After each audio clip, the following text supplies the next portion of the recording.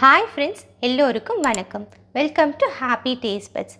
இன்றைக்கி நம்ம happy taste பட்ஸில் நல்ல ஒரு டீ டைம் ஸ்நாக்ஸ், அது மட்டும் இல்லாமல் இப்போ கிருஷ்ண ஜெயந்தி வரதுனால கிருஷ்ண ஜெயந்தி ஸ்பெஷலாக தட்டை எப்படி செய்யறதுட்டு பார்க்கலாம். அதுக்கு ஃபர்ஸ்ட்டு ஒரு கப்பு அரிசி மாவு, இது ஸ்டோர் பாட் இடியாப்ப மாவு தான்.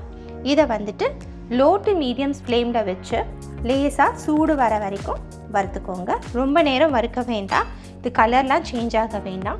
ஜஸ்ட்டு இந்த மாவை தொட்டால் உங்களுக்கு அந்த வார்ம்த்து தெரியணும். நாட் மோர் தென் 2 minutes இதை வறுத்துக்கலாம்.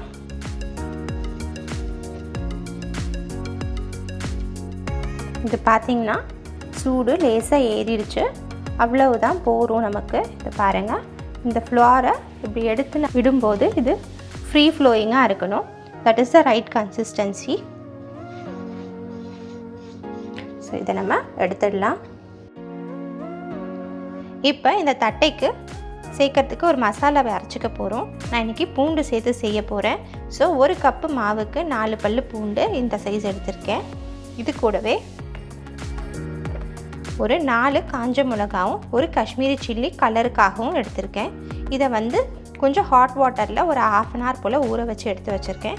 இப்போ இதையும் சேர்த்து நம்ம ஒரு ஃபைன் பேஸ்ட்டை அரைச்சி எடுத்துகிட்டு வந்துடலாம்.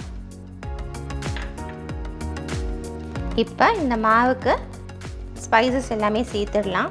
ஒரு 1/4 டீஸ்பூன் போல் பெருங்காயத்தூள், நல்லா ஃபைனாக சாப் பண்ண கறி லீவ்ஸ், இது கூட நான் இன்றைக்கி 1.5 டேபிள்ஸ்பூன் அளவுக்கு பொட்டுக்கடலை மாவு அண்ட் 1.5 டேபிள்ஸ்பூன் அளவுக்கு உளுந்து மாவு. இப்போது இந்த டிஷ்ஷுக்கு தேவையான உப்பு நான் 1/2 டீஸ்பூன் அளவுக்கு சேர்க்குறேன். 1/2 டீஸ்பூன் போல் கருப்பு இல்லைன்னா வெள்ளை எள்ளு, உங்களுக்கு எது விருப்பமோ அதை சேர்த்துக்கோங்க. இப்போ நம்ம அரைச்சி எடுத்துகிட்டு வந்த சில்லி பேஸ்ட் இது சேர்த்துடலாம். இது எல்லாமே நல்லா மிக்ஸ் பண்ணிக்கோங்க.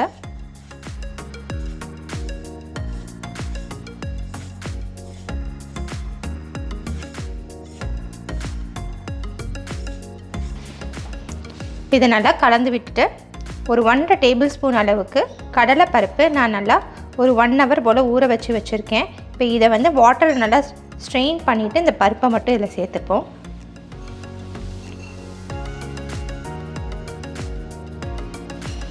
இதையும் நல்லா மிக்ஸ் பண்ணி விட்டுக்கோங்க.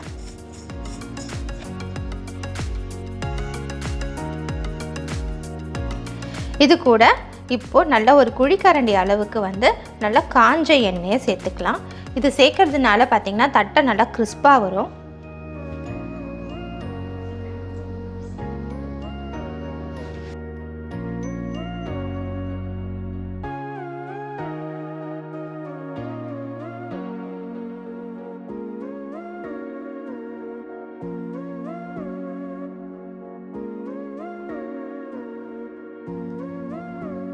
இந்த மாதிரி நிற்கணும். இந்த மாதிரி நின்றுச்சு அப்படின்னா நம்ம சேர்த்துருக்க எண்ணெய் இல்லைனா பட்டர் போதுமான அளவு இருக்குது அப்படின்னு சொல்லிட்டு நம்ம தெரிஞ்சுக்கலாம். இதை ஒரு சப்பாத்தி டோ கன்சிஸ்டன்சிக்கு பிசைஞ்சிக்க போகிறோம். ரொம்ப சாஃப்டாகவும் இருக்கக்கூடாது, அட் த சேம் டைம் ரொம்ப ஹார்டாகவும் இருக்கக்கூடாது. நான் பிசைஞ்சிட்டு உங்களுக்கு கன்சிஸ்டன்சி காமிக்கிறேன். ஸோ மாவு கொஞ்சம் கொஞ்சமாக தண்ணி சேர்த்து நார்மல் வாட்டர் சேர்த்து பிசைஞ்சிருக்கேன். பாருங்கள் கன்சிஸ்டன்சி. ஸோ இப்போ இதை நம்ம தட்டை மாதிரி தட்டிக்கலாம். ட்ரை ஆகாமல் இருக்கிறதுக்கு ஒரு லிட்டு போட்டு நான் மூடி வச்சுக்கிறேன்.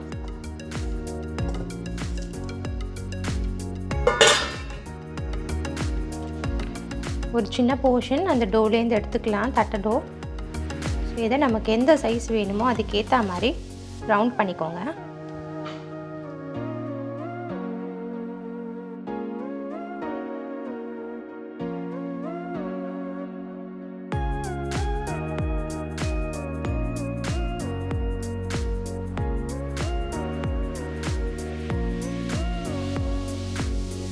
இந்த பால்ஸ் எல்லாம் ரெடி பண்ணிவிட்டு பட்டர் பேப்பரில் இல்லைனா நீங்கள் இந்த கவர்ஸ் எல்லாம் இருக்கும் இல்லையா, அதில் இல்லை இலையில் எதில் வேணாலுமே இந்த மாதிரி எண்ணெய் தடவி ரெடி பண்ணிக்கோங்க. ரெடி பண்ணிவிட்டு ஒரு பால் வச்சுட்டு அப்படியே மடிச்சுக்கோங்க. நமக்கு எந்த சைஸ் வேணுமோ அதுக்கேற்ற பாத்திரம் பேஸ் வச்சு நம்ம ப்ரெஸ் பண்ணிவிட்டு லேஸாக இந்த மாதிரி தட்டி விட்டுற வேண்டியது தான்.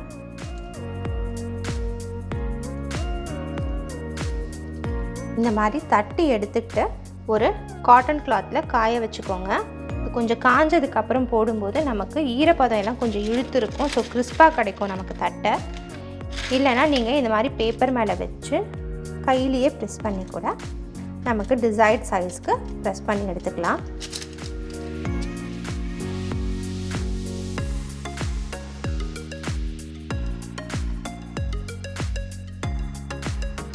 இந்த மாதிரி காட்டன் கிளாத்தில் தட்டையை தட்டி ஒரு 10 நிமிஷம் போல் காய விட்டுக்கோங்க.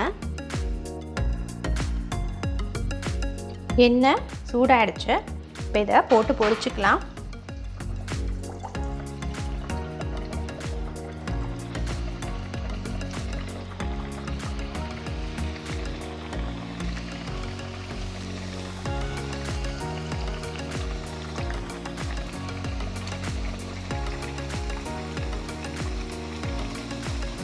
இது நல்லா சலசலப்பு அடங்குற வரைக்கும் நம்ம இதை பொரிச்சு எடுக்க போகிறோம்.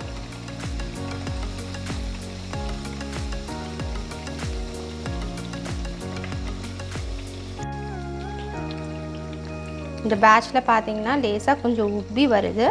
ஸோ உப்பி வராமல் வேணும் அப்படின்னா நம்ம வந்து தட்டையில் ஃபோர்க் வச்சு லேசாக ப்ரிக் பண்ணிக்கலாம். இந்த மாதிரி ப்ரிக் பண்ணி வச்சுக்கிட்டோம் அப்படின்னா அந்த உப்பி வர்றது ஸ்டாப் ஆகிடும். இந்த மாதிரி எல்லாத்தையும் ப்ரிக் பண்ணிக்கலாம் லேசாக.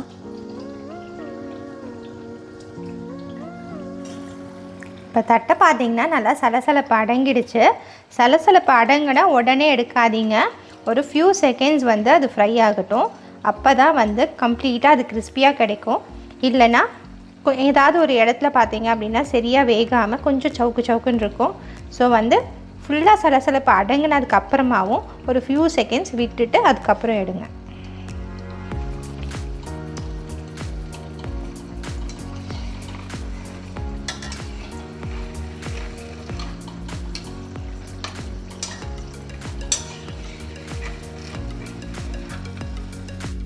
தட்டை எல்லாமே ஃப்ரை பண்ணதுக்கப்புறமே ரூம் டெம்பரேச்சருக்கு வர வரைக்கும் வெயிட் பண்ணுங்கள்.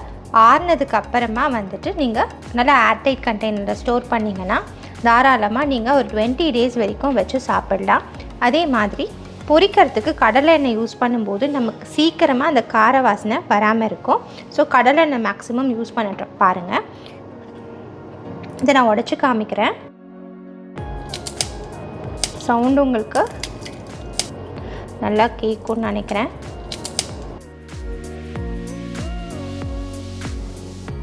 அண்ட் ஒன் மோர் டிப், அந்த சலசலப்பு ஃப்ரை பண்ணும்போது அடங்கின அப்புறமாவும் ஒரு ஃபியூ செகண்ட்ஸ் அதை நல்லா ஃப்ரை பண்ணிவிட்டு எடுங்க.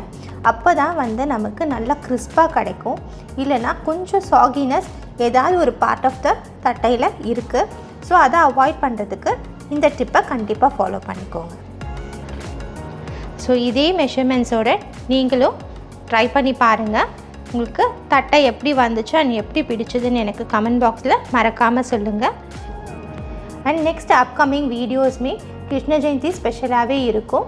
ஸோ உங்களுக்கு ஏதாவது ஸ்பெசிஃபிக்காக நான் வந்து வீடியோ போடணும் அப்படின்னு நினச்சிங்கன்னா do tell me in the comment box. Friends, உங்கள் எல்லாருக்குமே என்னோடய கிருஷ்ண ஜெயந்தி நல்வாழ்த்துக்கள்.